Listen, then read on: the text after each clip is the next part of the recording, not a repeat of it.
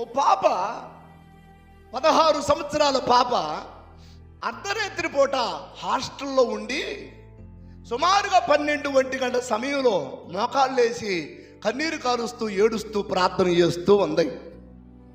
ఆ పాప పక్కన పండుకున్నటువంటి తన స్నేహితురాలు కూడా లెగిచి, ఏందమ్మై 12 గంట ఆ సమయంలో లేచి ప్రార్థన చేస్తున్నావు, ఏమైంది నీకు అని పక్కమ్మటి స్నేహితురాలు లేచి ఏడుస్తూ ఉంటే, ప్రార్థనలో ఏడుస్తూ ఉన్న ఆ పాపను చూసి ఇట్లా చేత్తో పిలిచి ఎందుకు ఏడుస్తున్నావు అని చెప్పేసి అడిగింది. అడిగితే ఆ పాప చెప్పిన మాట ఏంటి అని అంటే, ఏమి లేదు, నేను ఈరోజు పగలు మా అమ్మోళ్ళు భక్తిపరులైనటువంటి కుటుంబంలో నుంచి నేను పెరిగాను.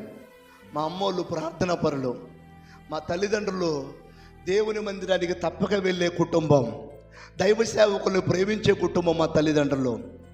అట్లాంటి మా కుటుంబంలో మేము చాలా జాగ్రత్తగా ఉంటాం, దేవుని భయంతో ఉంటాం. అయితే విషయం ఏంటి అని అంటే, ఈరోజు స్కూల్ నుంచి నేను హాస్టల్కి వస్తూ ఉండగా, వినండి, స్కూలు వేరే చోట హాస్టల్ వేరే చోట, ఆ పాపది. స్కూల్ నుంచి నేను హాస్టల్కి వస్తూ ఉండగా మధ్యలో ఒక గోడ మీద, ప్రహరీ గోడ మీద ఒక సినిమా వాల్ పోస్టర్ కనపడింది. ఆ సినిమా వాల్ పోస్టర్ మీద అడ్డనక్కన దృశ్యాలతో కూడుకున్న, అంటే సగం సగం వస్త్రాలు వేసుకున్నటువంటి ఆ దృశ్యాలు ఆ వాల్ పోస్టర్ మీద ఉన్నాయి.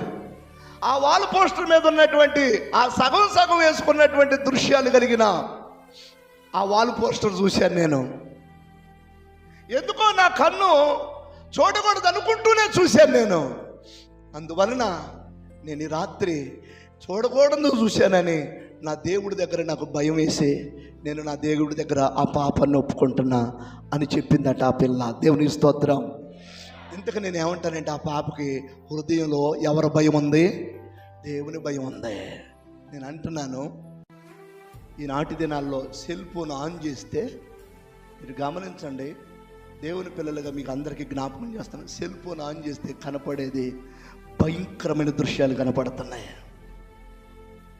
అరే, పండుకొని కళ్ళు తెరిస్తే లోకం వైపు చూస్తే కళ్ళకు కనపడేది పాపమే. టీవీ ఆన్ చేస్తే కళ్ళకు కనపడేది పాపమే. ఫోన్ ఆన్ చేస్తే కళ్ళకు కనపడేది పాపమే.